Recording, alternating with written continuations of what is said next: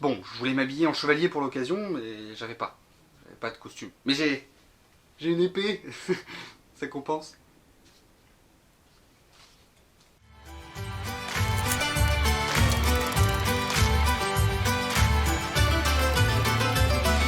Les chroniques du lombric. Salut tout le monde, bienvenue dans cette première critique de la chaîne qui va être consacrée à la série A Knight of the Seven Kingdoms, j'ai un super accent, qui a été créée par George R.R. Martin et Ira Parker et qui est sortie entre le 28 janvier et le 22 février 2026. C'est tout récent, c'est le but d'une critique. Bon déjà on va commencer, on va parler un peu de mon rapport à Game of Thrones, parce que c'est donc une série préquelle à Game of Thrones, bien sûr. Ça se passe entre Game of Thrones et House of the Dragon qui est la deuxième série Game of Thrones globalement. Donc mon rapport avec cet univers, c'est que je l'adore. J'adore Game of Thrones. J'ai lu tous les bouquins parce que je suis un peu un fou dangereux dans ma vie, voilà. Ça fait beaucoup de pages. Et pourquoi je vous en parle? Bah parce que j'ai lu le bouquin duquel est adaptée la série. Chronique du Chevalier Errant, c'est une compilation de 3 petites histoires qui suivent un chevalier errant. Vous avez suivi, c'est bien. La série raconte la première des 3 histoires adaptées dans ce bouquin, qui est celle du tournoi de Sandreguet, et c'est plutôt pas mal. Ça raconte l'histoire de Dunk, qui est un chevalier errant, qui vient de le devenir parce que son mentor, Sir Arlan, l'a fait chevalier juste avant de mourir de sa belle mort. Et donc pour prouver un petit peu sa légitimité à être chevalier et faire ses armes, il décide d'aller au tournoi de Sandreguet. Et il va du coup se confronter à tout un tas de chevaliers accomplis et venant de nobles familles. Sauf que, problème, c'est un chevalier errant, c'est donc pas très bien vu par les grandes familles on va dire. Donc on va suivre voilà, Dunk qui va faire ses armes pendant ce tournoi, et surtout sa relation avec un enfant chauve nommé Luff, qu'il va rencontrer du coup sur le chemin, et qui va devenir un peu son écuyer. Et ils vont vraiment nouer une relation vraiment amicale entre les deux. Et je dirais que c'est ça la principale force de la série, c'est vraiment la relation entre Dunk et Luff. C'est une série que j'ai beaucoup aimée, et notamment par ça en fait. Ils ont une alchimie qui est merveilleuse, qui fonctionne super bien, mais genre vraiment super bien. Les 2 acteurs sont excellents, et notamment le petit, celui qui joue Luff, qui est vraiment très bon. Il a un côté adorable dans ses expressions, dans sa façon de dire ses lignes, enfin c'est... Je sais pas, il y a un truc qui fait que ça fonctionne super bien, et les deux ont, je l'ai déjà dit, mais une alchimie qui est merveilleuse. Dès le début de l'épisode 2, je me suis dit, mais je veux voir 800 saisons avec eux. Genre ils sont vraiment géniaux, ils sont adorables, ils ont une relation qui évolue évidemment au cours de la saison, et qui fonctionne super bien. Il y a une loyauté sans faille qui se crée du côté de Luff pour Dunk, qui est merveilleuse à voir. Il a vraiment ce côté, il a une soif d'apprendre et de devenir chevalier, et du coup d'apprendre aux côtés de cet homme qui considère comme vraiment un chevalier aussi noble que les autres, qui a ce regard d'enfant en fait sur Dunk qui est absolument incroyable à voir, et qui fonctionne super bien. Surtout que Dunk, lui, c'est la première fois que quelqu'un le voit comme quelqu'un de noble, et comme quelqu'un de méritant concrètement. Donc il y a vraiment cette relation de confiance qui s'insinue entre les deux, qui se crée, qui fonctionne super bien.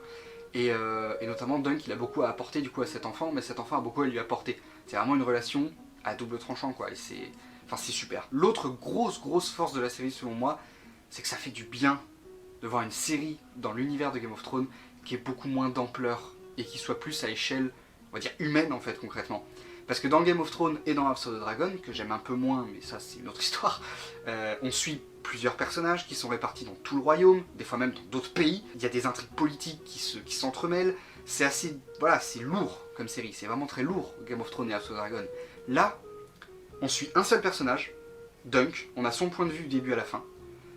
On reste quasiment que dans le même lieu, le tournoi de Sandreguet. Alors oui, il y a pas mal de personnages qui gravitent autour, mais ça reste beaucoup moins fat et dur que Game of Thrones quoi. Et ça fait du bien, ça apporte de la nouveauté, de la fraîcheur à cet univers, de voir une histoire qui nous est racontée à échelle beaucoup plus humaine et beaucoup plus petite. On est presque à échelle de paysans concrètement. C'est des épisodes courts en plus, c'est des épisodes qui durent entre 30 et 40 minutes. C'est plus court que les épisodes de Game of Thrones, il n'y en a que 6. Donc c'est une saison qui en plus qui est beaucoup plus courte. C'est vraiment une force aussi de la série, et ça donne envie d'en voir plus. Parce que du coup ça étoffe un peu l'univers mais de manière beaucoup plus accessible et beaucoup plus petite. Et du coup, ce vent de fraîcheur, ça donne envie d'en voir plus, concrètement. J'ai quand même une petite réserve. Comme vous l'avez vu, je suis quelqu'un de très fan de l'univers. J'ai lu les bouquins, j'ai vu les séries plusieurs fois. J'ai du mal à dire si la série reste parfaitement accessible à des gens qui connaîtraient pas l'univers. Parce que quand on présente des personnages en disant lui, un tel, c'est un Targaryen, un tel, c'est un Baratheon, lui, c'est la main du roi. Tout ça, c'est des termes que quand tu connais l'univers et que t'es fan, t'assimiles en fait. Tu fais même plus attention. Tu sais ce qu'être un Targaryen signifie, tu sais ce que être main du roi signifie. Est-ce que la série prend le temps de t'expliquer ces termes et ces concepts et ces familles dans la série, et est-ce qu'elle est compréhensible toute seule, ou est-ce que c'est bien d'avoir quand même quelques connaissances dans l'univers avant pour comprendre concrètement quel personnage est qui. Je pense que ça reste assez accessible. Je pense que globalement ça peut être une bonne porte d'entrée pour rentrer dans l'univers de Game of Thrones justement, parce que c'est plus petit, ça raconte un truc à l'échelle plus de paysans, tout en présentant un peu l'univers, et du coup si la série vous plaît, si vous regardez la série et que la série vous plaît, bah je vous encourage à vous plonger dans Game of Thrones et dans House of the Dragon pour prolonger l'univers et approfondir certains éléments. Je pense que ça reste accessible, mais voilà, faudra peut-être creuser quand même à côté pour comprendre vraiment tous les enjeux et tous les termes. Une petite critique que j'ai à faire aussi, c'est que je trouve qu'on ressent peut-être pas assez le côté tournoi. Le tournoi de Sandregué, où donc on a plusieurs joutes et plusieurs batailles jouées qui se jouent entre les chevaliers pour prouver un peu leur valeur, et à la fin il y a un gagnant qui est couronné. Et entre chaque tournoi, tous les soirs, entre chaque jour, on a la vie de cette espèce de petit village de tentes où tous les chevaliers logent avec leur suite, avec des gens du voyage qui sont là pour faire des distractions. Enfin voilà, il y a toute cette vie-là d'à côté. On passe quasiment toute la série à être dans l'espèce de petit village et à voir les personnages, comment ils se comportent entre les joutes concrètement. Et on voit qu'une seule vraie joute. Non, techniquement on en voit deux. Il y en a une au tout début, mais on sait pas qui sont les personnages, on voit juste des gens se rentrer dedans. Et ça dure vraiment très peu de temps, et c'est globalement le truc de présentation, on va dire. Et après on voit une seule vraie joute, qui est là pour présenter deux personnages. Un personnage qui est le fils de pute de la série, qui fonctionne très bien, et un autre personnage qu'on reverra qu'à la toute fin, et qui est pas vraiment très important, qui a aucun fait marquant, qui a rien du tout. Donc voilà, mais au-delà de ça, on voit pas vraiment de joute avant la fin, je veux dire, parce qu'évidemment, vous vous doutez bien que c'est une série où Dunk y va pour prouver ses armes en tant que chevalier, il y a bien un moment, il va falloir qu'il les prouve. Parce qu'on explique qu'il peut pas concourir aux premières joutes, aux premières tout ça, parce qu'il n'est pas assez noble, il est obligé d'attendre les tours d'après. Mais du coup, on voit pas assez l'ampleur qu'ont les autres chevaliers en fait. Le côté, la démesure entre Dunk, qui lui est un chevalier errant, qui a tout appris sur le tas, avec un chevalier vieillissant et un poil sénile, qui du coup lui a appris les bases, et qui lui a pas appris, enfin il n'est pas spécialement super bon en combat, concrètement Dunk, c'est un truc qu'on dit souvent, mais du coup on voit pas la démesure avec les autres chevaliers, issus de nobles familles, qui sont blindas de chez blindas, et qui savent se battre, qui ont plus rien à prouver concrètement. Et du coup je trouve que cette différence n'est pas assez appuyée, on n'arrête pas de le dire, mais on la voit jamais vraiment. Il y a des personnages qui gravitent autour, Sir Lionel Baratheon par exemple, qui est un personnage très marquant de la série, qui a un caractère assez inédit, et qui est génial, qui est absolument génial, qui, pareil, il est là, il est beaucoup là entre les joutes, et on dit que c'est un chevalier noble, que c'est tout ça, mais on le voit jamais concourir, on le voit jamais se battre.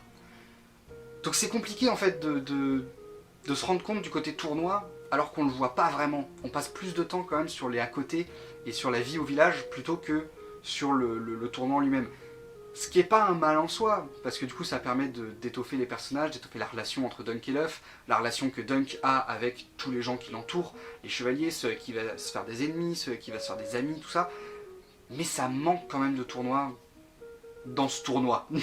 Et un truc qui va avec ça, c'est qu'il y a la série nous présente pas mal de personnages, et il y en a beaucoup qui sont pas assez exploités, ou qui servent à rien. Concrètement. Par exemple, je parlais de la joute qu'il y a assez vite entre le fils de pute et un autre personnage. Cet autre personnage, on te le présente, on te dit son nom, on te dit à quelle famille il appartient. Et après, on le revoit plus jusqu'à la fin, où à la fin, il a enlevé son casque et t'es en mode Wow, c'est vrai que t'étais dans cet épisode-là, toi, tu faisais de la joute, toi, c'est vrai, je t'avais complètement oublié, mon gars. Faut faire le lien, parce que quand tu le vois la première fois dans la joute, il est casqué, tu vois pas son visage, donc faut faire le lien en plus, c'est compliqué. Et il y a d'autres personnages comme ça qu'on voit qui ont une introduction, qui ont une scène faite spécialement pour les introduire, où on dit leur nom, on dit qui ils sont, on voit un peu leur personnalité, et après on les revoit plus, jusqu'à la fin, en fait. Et du coup, c'est un peu dommage, parce qu'on les a complètement oubliés, et du coup ils sont pas très définis, ils sont pas très exploités. On pourrait montrer plus de leur relation avec Dunk, parce que là globalement on a genre un chevalier avec qui il s'entend bien, un autre avec qui il s'entend pas, et c'est à peu près tout dans les chevaliers qui viennent concourir à la joute. Pourrait raconter plus quoi, surtout que ça a du poids pour ce qui se passe dans la série et ce qui se passe à la fin, justement les relations qu'il entretient avec ses chevaliers, c'est hyper important. Après c'est peut-être aussi mon côté fan du livre. Moi qui ai lu le livre, tous ces personnages-là, ils ont une importance beaucoup plus dans le bouquin. Et du coup, c'est peut-être ça qui fait que j'ai trouvé qu'il y en a beaucoup qui étaient sous-exploités.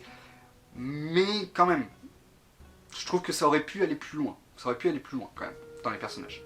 Il y a un personnage, qui est un très bon personnage d'ailleurs, le personnage de Baelor, qui est un personnage qui est assez marquant aussi, qui se détache vraiment, c'est un Targaryen, et il se détache vraiment des autres Targaryens de par sa personnalité et sa façon d'être. Et un truc tout con qui le détache aussi des autres, c'est sa couleur de cheveux. Parce que les Targaryens ont toujours été présentés comme blonds. Très très blonds, presque blancs. Et c'est un truc qui est hyper important, que ce soit dans les livres et dans la série, c'est un truc qui est crucial. Ça va créer des problèmes à certains personnages, ça va de soi, enfin, c'est un truc hyper important. Et lui, c'est donc un Targaryen qui est hyper important, et qui est pas blond, il est brun. Il a pas les cheveux longs, il a les cheveux super courts. Sur le moment, je me suis posé la question de... Bizarre, mais il me semble que c'est un truc qui est présent dans les bouquins. Et de toute façon, quand on voit son fils à la fin et il est brun avec des mèches blondes, donc c'est que c'est assumé. Mais du coup, c'est un moyen assez habile de le différencier du reste de sa famille. Parce qu'il a un caractère assez différent, et en plus, physiquement, tu peux pas le louper, quoi. Tu sais que c'est un Targaryen, mais tu vois qu'il a rien à voir dans sa famille. Et du coup, ça appuie un peu ce côté-là, et c'est... je trouve ça plutôt chouette. C'est un des meilleurs personnages de la série, je trouve. Voilà, c'est un personnage que j'ai bien aimé, globalement. Il y a un peu de fanservice, quand même. En même temps, c'est normal, ça se passe quoi? Ça se passe 60 ans? Un truc comme ça? Ça va se passer en une soixantaine d'années, ou 60-80 ans avant Game of Thrones, globalement. Donc forcément, tu peux pas y couper à du fanservice, surtout qu'il y a... il y a un personnage qui apparaît pas directement dans la série, mais qui est mentionné, et qu'on sait qu'il a vécu à cette époque-là, et qu'on voit dans Game of Thrones. Donc voilà, il y a forcément un peu de fanservice, mais c'est pas à outrance, c'est pas trop.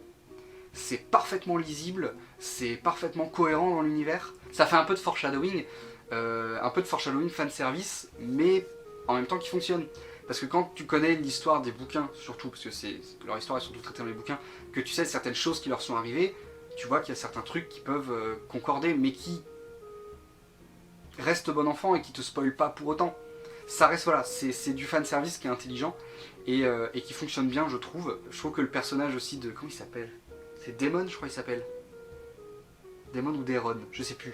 Mais l'alcoolo, le Targaryen alcoolo, je trouve que c'est un bon personnage pour ça. Il apparaît pas beaucoup, il apparaît pas tant que ça, mais il est plutôt bien adapté et je l'ai trouvé chouette. Je trouvais que l'acteur jouait bien et j'ai trouvé qu'il était marquant de par ce côté désabusé et son côté justement, c'est lui qui a des cauchemars qui se réalisent plus ou moins, et je trouve que du coup il a des échanges intéressants avec certains personnages, alors qu'il y a d'autres personnages comme c'est Aerion qui s'appelle le fils de pute globalement, qui lui est un peu plus...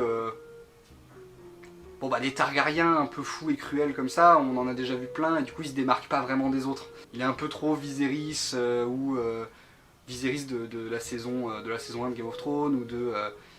je sais plus comment il s'appelle, l'autre Targaryen un peu fou, c'est Aemon, je sais même plus.